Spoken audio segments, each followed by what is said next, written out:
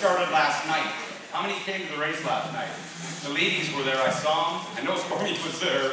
I don't think he's missed very many unless he's doing some hay somewhere.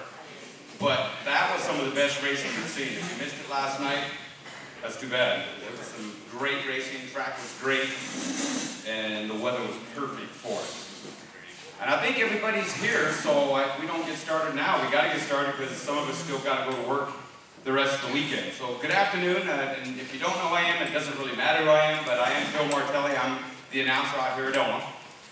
And I want to welcome you to the second annual Elma Auto Racing Hall of Fame induction ceremony. If you think I'm reading some of this, I am, because I wasn't around here in the early 50s, which is where a lot of these guys were racing from. I was telling Stormy if I'm still around, which I doubt I will be, when it's time for the 84 group on up, I probably won't even need any paperwork. Because those folks I do know. And I want to thank everybody for coming. Speaking, I see Stormy, I see some old familiar faces out here. Connie Fry sitting out here. The old commissioner, well, former retired commissioner. Good to see you, Bob. Thank you, buddy, for helping keeping us rolling here at Grays Harbor Raceway, because you're one of the reasons we're obviously still around here. Today, if you haven't done it as you walked in, half of today's admission by donation, of course, is going to go to the Travis Roots. I believe it still is, right? Okay, the Travis Roots helping battle back from his devastating injuries, as most all of you know, that he sustained last year in a crash back in Indiana. So if you haven't donated, it'd be great to do it because that'll help them out a lot.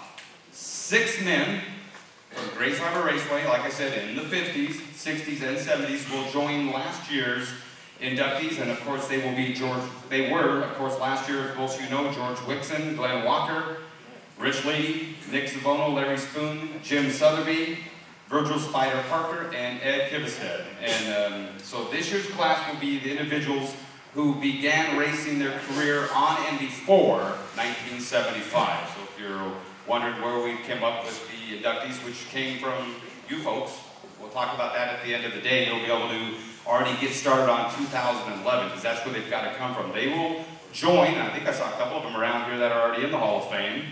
They will join George Wixon, 10-time Elma champion. He's got 13 overall titles. They'll join Glenn Walker, 4-time Elma champion. Rich Leedy, 4-time Elma champion and 6 overall titles. They'll also join Nick Zavono, who is a 2-time Elma champion. Matter of fact, the first Elma racer with multiple titles. Also, they're going to join Larry Spoon, Jim Sotheby, Virgil Spider Parker, and Ed Kivestead. So we're looking forward to having you folks join some of those big names that are already in the Hall of Fame. As Rick said earlier today, that you know, if NASCAR can have a Hall of Fame, we can have one right here in Elma too. You know, and I'm glad. It's one of the best things we did last year. Like I said, when Mr. Sotheby got up here and talked, I learned more in 20 minutes than I did in 25 years I've been here. That's a fact, because I'm more a go-ahead forward type guy, but I'm kind of cool that the history is coming out, because it's, if it wasn't for the history, we wouldn't be out here, obviously, tonight. That is actually very right. The Elma Auto Racing Hall of Fame was officially established April 5th, 2009. The original group of enthusiasts included George Wade, Rick Leedy, John Dickinson, and with the help of Jim Sotheby, we mentioned Glenn Walker, Rich Leedy, Cindy Badgett, and Leona Walker. And thank you for doing that, because again, that's why we're out there. A lot of work they put into. They were down here yesterday in the early afternoon decorating and setting things up, so let's give them a round of applause. The guys are out there all day.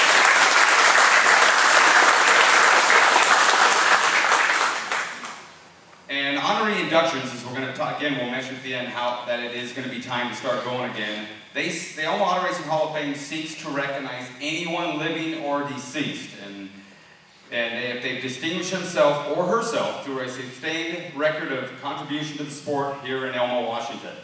All Hall of Fame honorees must have been active in Elma Auto Racing at least 30 years prior to the induction year, have sustained a record of contribution of Elma Auto Racing, not have participated in any activity that is deemed detrimental to the sport of auto racing. And for more information, of course, go to the website for more of the current inductee info. And anytime you go to their website, it's got everything on there that you need. There will be some refreshments and everything over here too, folks, so don't miss out on that. I know I won't. I think George's going to have to buy me lunch after this, I'm sure. A real short history of the Elma Racing And again, I learned a lot about it. I didn't know a lot about it. It began in the mid-50s up in Central Park. It was known as the Evergreen Stock Car Racing Association, the ESCRA, which were some of these inductees today actually ran there. In 1957, the half mile was built in Elma, and in 1959, of course, if you don't know, you will today, that Jason Longwith, of course, who died in an accident on that racetrack. The next season was cut short when the county shut the track, the facility down, and I think they used the death of Longwith as a reason to do it. Thank goodness our county, current today, did not shut our racetrack down, or we wouldn't be out here, that's for sure. Things fired back up in 1965, and it became the Elma Auto Racing Association, the EARA. They raced until 1979 on the half mile, as a matter of fact. Then they spent the next season building the 3/10 clay oval, and it became active in 1981. In 2004, the track was changed to its current 3/8 size and has been going strong ever since. Was anybody in here, how many can raise their hand and say they were here at the old half mile? Spent some time here. I do remember that track. I was not here then. I didn't get over here until '84, but I did come to do one race there back in about 1975, I think it was, on the half mile. It was pretty cool to see that facility. So, why not get started? Does everyone want to get started and meet some of these folks? I do. So we will. Leading the second group in the Elma Auto Racing Hall of Fame is going to be Doug Goebel. The Olympia racer became the first three-time stock car champion here at Elma by winning the 1978 and in 1983 and the 1984 Superstock champion. Doug's three titles were accomplished on both the half mile and the 3/10 mile racetrack. And Doug Goebel is here, so Doug, do you want to come on up? Love to meet you up here. Let's give him a round of applause. And anytime I call you up for things like the coffee, we really appreciate it.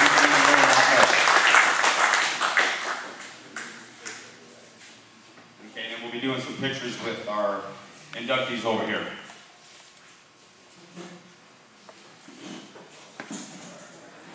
Nice looking jacket. Let's give him another hand, huh?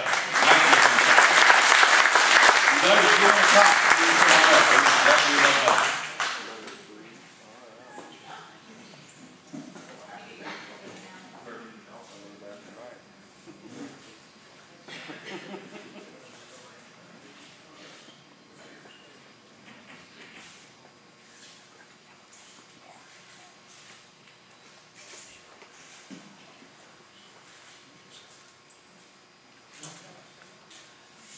Come on up, the microphone is yours. Thank you. This is pretty special. This is Glenn Walker's fault for me being here.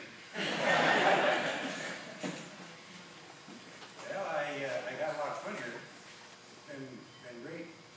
I'm a little surprised to be put up here in this position, but I appreciate it. My family used to all come here, and we had a great time. It was a family affair. Kind of slowed down a little when I got 2 girls in college at the same time. But thanks a lot.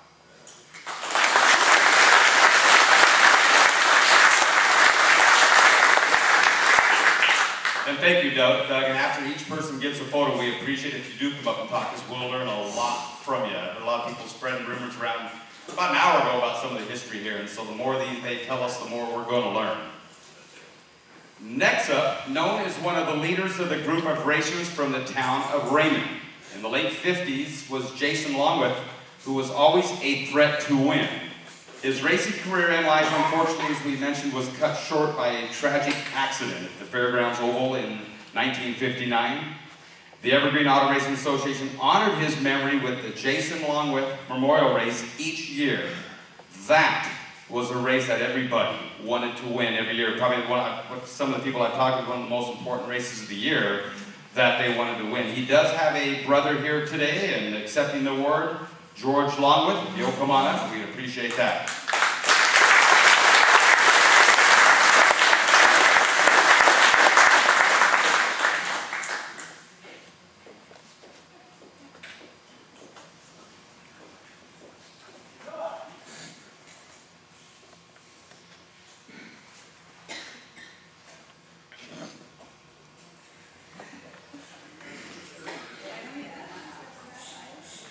Come